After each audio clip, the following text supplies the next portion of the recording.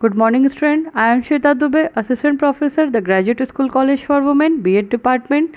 आज हमारा टॉपिक है बुद्धिस्ट एजुकेशन के उद्देश्य और बौद्धिस्ट एजुकेशन इंस्टीट्यूशंस के बारे में आज हम अध्ययन करेंगे।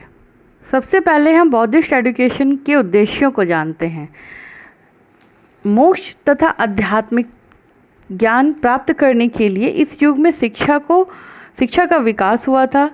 आत्मनियंत्रण, चरित्र निर्माण तथा सामाजिकता की भावना भरने के साथ साथ शिक्षा का उद्देश्य व्यक्तित्व का संपूर्ण विकास करना भी था। बौद्ध शिक्षा की मुख्यतः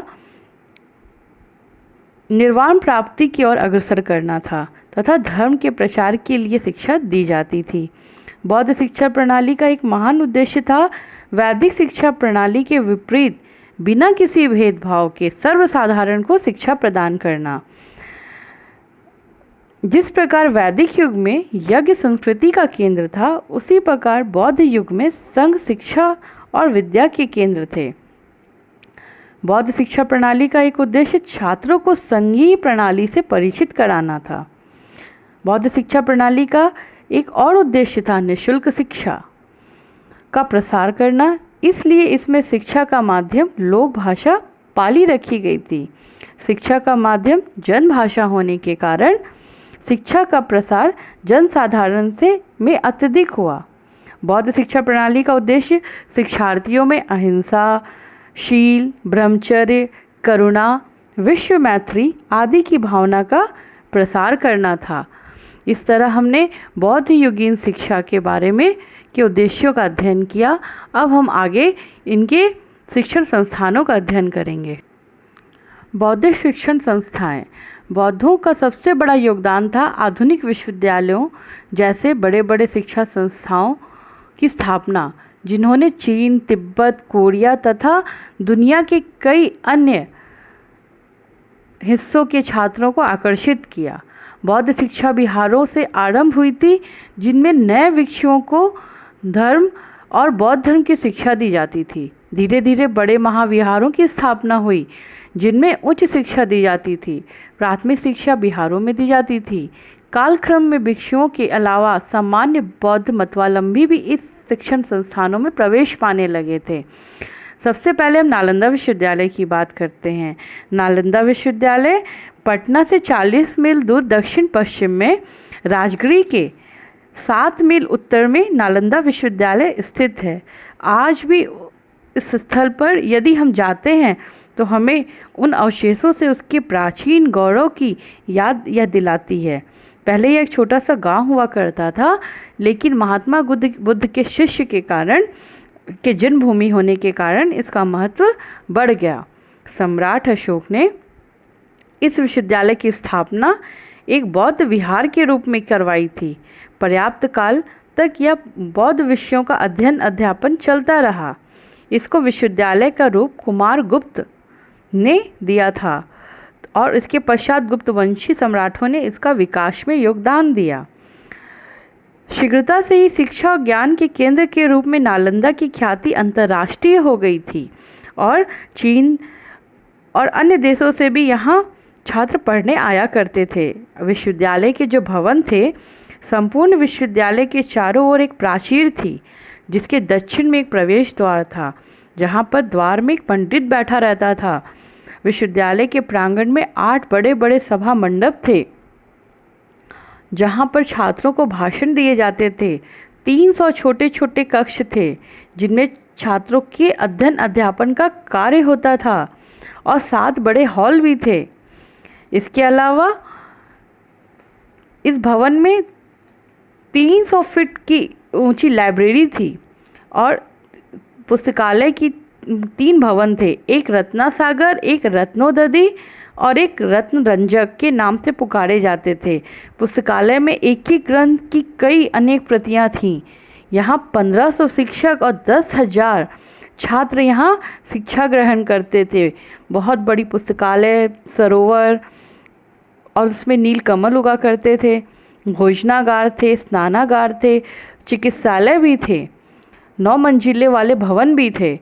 परंतु मुस्लिम आक्रमणकारी बख्तियार खिलजी ने इसे इस पर आक्रमण कर इसे नष्ट कर दिया। इसके पुस्तकालय में उसने आग लगा दी थी।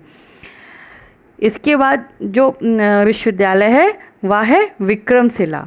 विक्रमशिला के बारे में हम जानते हैं कि नालंदा की भांति यह भी विश्वविद्यालय बिहार राज्य में स्थित है। इसका निर्माण पाल वंश के शासकों ने करवाया था। पाल वंश के शासक धर्मपाल ने किया था।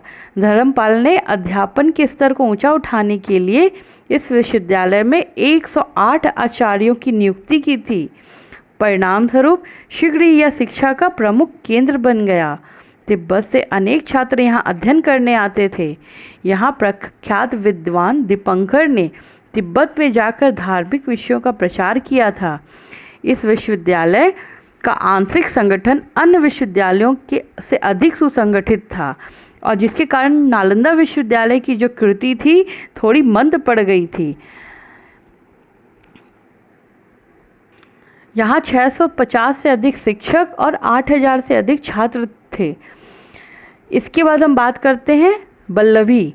बल्लभी काठियावाड़ में 475 ईसा पूर्व से 775 ईसा पूर्व तक बल्लभी अत्यंत प्रसिद्ध बौद्ध शिक्षा का केंद्र रहा। यहाँ हुएनसांग आए थे। यहाँ 100 शिक्षक थे और 6000 छात्रों की संख्या थी। यहाँ राजनीति, चिकित्सा आदि की पढ़ाई होती थी और इसे अंग्रेज़ों ने इसे नष्ट कर दिया था। यहाँ 108 मंदिर भी थे जिसमें गौतम बुद्ध की मूर्ति भी स्थापित थी। इसके बाद जो है वह है तक्षशिला। तक्षशिला के बारे में हम जानते हैं कि यह गांधार की राजधानी थी और यह भरत के पुत्र तक्ष की जन्मस्थली थी। इसी के नाम पे इसे बसाया गया था और यह अभी पाकिस्तान में स्थित है। यह शिक्षा का बहुत बड़ा केंद्र था। यहाँ भी विदेशी शिक्षा ग्रहण करने आते थे और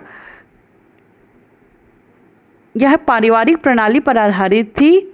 यहाँ व्याकरण के विद्वान पाणिनि ने चिकित्सा शास्त्र के प्रसिद्ध विद्वान जीवन के तक्षशिला में ही शिक्षा प्राप्त की। जो विद्वान पाणिनि थे उन्होंने यही शिक्षा ग्रहण की थी और महान राजनीतिज्ञ चाणक्य ने भी उच्च शिक्षा इसी स्थल पर प्राप्त की थी।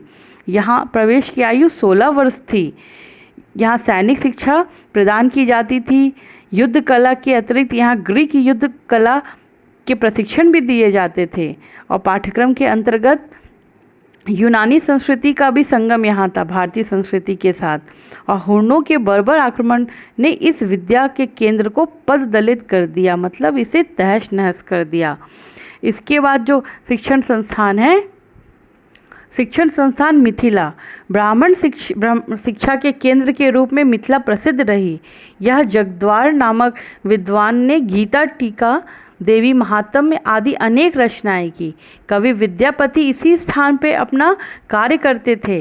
न्याय शिक्षा के लिए यह संस्था विशेष रूप से उल्लेखनीय थी। इसके बाद है उदंतपुरी। पाल सम्राटों से पूर्व ही उदंतपुरी शिक्षा का केंद्र थी। पालों ने इसका विकास किया। यहाँ का पुस्तकालय अति प्रसिद्ध हुआ और यहाँ 1000 भिक्षु शिक्षा ग्रहण करते थे। काशी। यहाँ पूर्व में वेदों और वेदांगों का अध्यापन होता था, किंतु कालांतर में बौद्ध विहारों में बौद्ध शिक्षा दी जाती थी। काशी में जैन, बौद्ध तथा हिंदुओं के तीर्थ हैं। विदेशी आक्रमणकारी बख्तियार ने बौद्ध मठों विहारों को उजाड़ दिया था। इसके बाद जगद्दला। 11वीं शताब्दी में राजा रामपाल पालवंशी थे, उनके द्वारा इसकी स्थापना हुई थी। यह 200 वर्ष तक रहा। यहाँ तर्कशास्त्र, तंत्र विद्या की विशिष्ट शिक्षा दी जाती थी और संस्कृत से तिब्बती भाषा में बहुत सारे धर्म ग्रंथों का अनुवाद होता था। विभूति चरण, शुभंकर, मोक्षकर यहाँ उल्लेखनीय आचार्य थे। इसके बाद है नदिया। नदिया जो शिक्षण संस्थान है वह बंगाल में स्थित है। इस तरह हमने बौद्ध शिक्षण संस्थानों का अध्ययन किया। Education centre. इस तरह से प्रश्न आते हैं कि बौद्ध शिक्षण संस्थानों का वर्णन करिए, तो आपको इससे बहुत सहायता मिलेगी इस लेक्चर से। मेरा नेक्स्ट लेक्चर जरूर देखिएगा। Thank you.